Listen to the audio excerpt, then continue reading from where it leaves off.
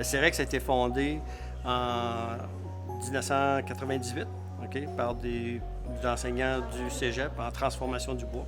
C'est pour ça qu'on est un centre collégial de transfert technologique spécialisé en transformation du bois. On a décidé de faire une journée porte ouverte parce que nous, on travaille surtout avec les entreprises.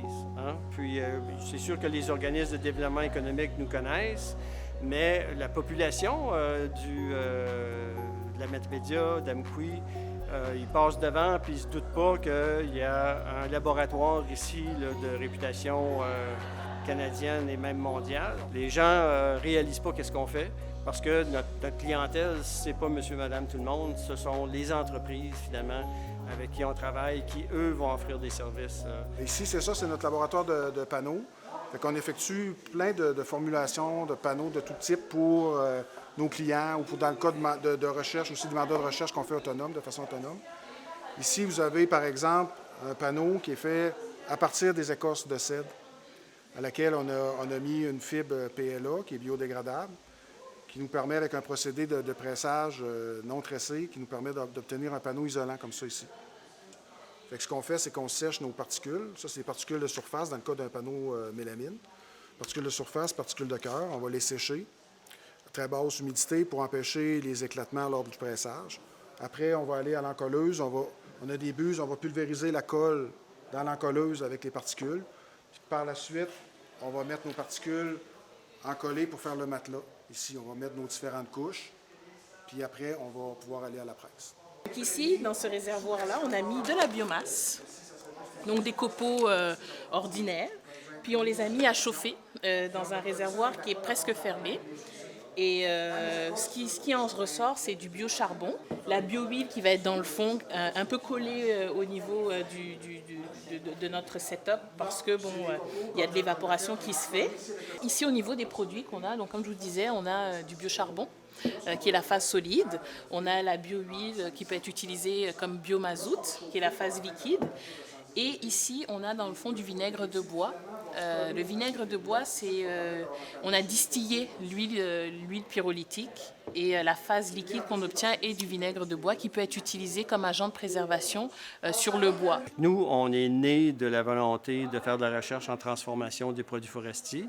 Puis maintenant, au cours des années, on a développé 4 champs d'expertise. Il y a la transformation du bois comme tel, qui est le sciage, séchage, la fabrication de panneaux, comme ils font à Panval, au Uniboard, ici, là, dans la vallée. Ensuite, un autre champ d'expertise, c'est la chimie du bois comme tel. Il y a ensuite l'énergie, biomasse, à partir de la biomasse forestière. Et le dernier créneau, c'est l'éco-construction. Donc, utiliser le bois et les produits biosourcés dérivés de l'agriculture, par exemple, et le bois pour faire des matériaux pour la construction. Ici, on est dans la salle de test mécanique. C'est l'objectif de cet laboratoire, c'est pour déterminer la résistance mécanique des matériaux. Donc nous, on travaille sur le matériau bois, mais en effet, les machines peuvent tester la résistance de n'importe quel matériau. Donc on met l'échantillon sur 2 appuis, puis on a appliqué une force là-dessus. Donc, suivant le déplacement de l'applicateur de force, on va enregistrer le déplacement. Comme ça, on va savoir la rigidité de ce panneau et combien de force maximale qu'il peut supporter. Donc la flexion statique, on a 2 points d'appui et on va pousser ici au milieu de plus en plus fort jusqu'à ce que ça casse. Quand ça casse, on pourra ensuite calculer le module de rupture en fonction de la charge appliquée. Alors ici, on a une portée de 12 pouces et on a résisté à 200 newtons. 200 newtons, ça fait 20 kg. Sur une portée de 12 pouces, c'est pas mal. Et alors, la raison pour laquelle je vous montre ces échantillons, c'est parce qu'on peut aussi discuter un peu du profil de rupture. Le profil de rupture, c'est la manière dont ça casse. Ici, on voit que le profil de rupture, il est tout droit comme ça. Donc c'est comme si les fibres s'étaient défaites de cette façon-là. Alors qu'ici, si on regarde le profil de rupture, on voit qu'il y a une délamination. Autrement dit, les lames, les couches, se sont défaites.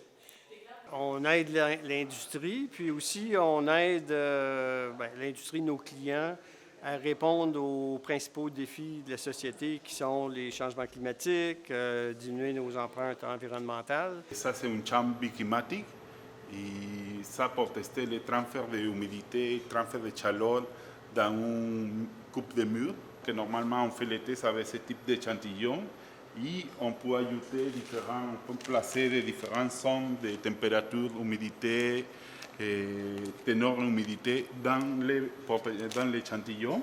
Avec ça, on peut étudier vraiment les transferts de chaleur, les transferts de température. On peut savoir si l'échantillon, il y a un risque de condensation dans l'échantillon ou un risque aussi de moisissure dans notre échantillon. Ça, c'est une maquette de mur conventionnel dans lequel on a deux isolants différents. On a un isolant flexible qui est fait à partir de laine de verre et un isolant rigide qui est fait à partir de polystyrène extrudé. Expansé. Donc l'idée, c'est d'arriver à obtenir un R de 24.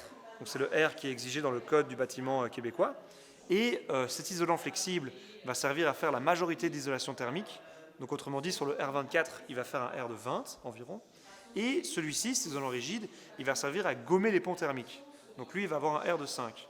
Un pont thermique, si vous regardez ici, la chaleur, quand elle va traverser le plâtre, elle va vouloir passer par ici. Et ici, elle va être freinée par cet isolant qui va super bien empêcher la chaleur de passer. Donc la chaleur va avoir plus tendance à passer par le bois. Bienvenue dans le laboratoire de chimie. Qu'est-ce qu'on fait en gros, laboratoire chimie et microbiologie? On va faire des projets de type de recherche et développement, puis on va faire aussi de l'aide technique. Donc, on va venir assister les entreprises pour autant faire des tests de caractérisation pour eux, les aider à développer des procédés, des procédures. Le côté ici du laboratoire, c'est le côté de chimie analytique. Donc, on va venir caractériser et doser les différents éléments. De l'autre côté, c'est la section plus synthèse. Donc, on va venir préparer des résines, des produits, synthétiser des composés, des colles, préparer des extraits pour après ça caractériser ici du côté de la section chimie analytique.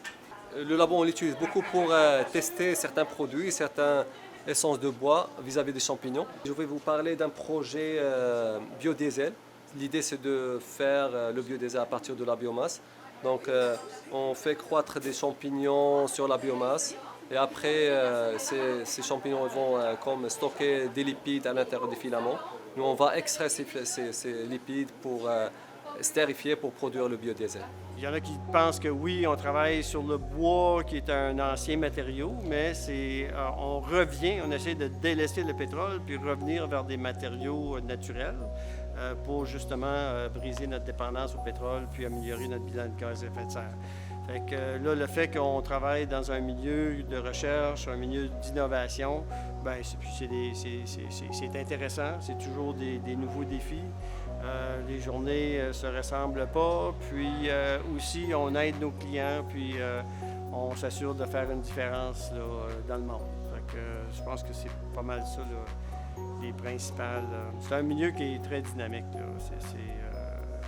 Quand quelqu'un est assez débrouillard, a des bonnes idées, il a sa place ici au CEREX.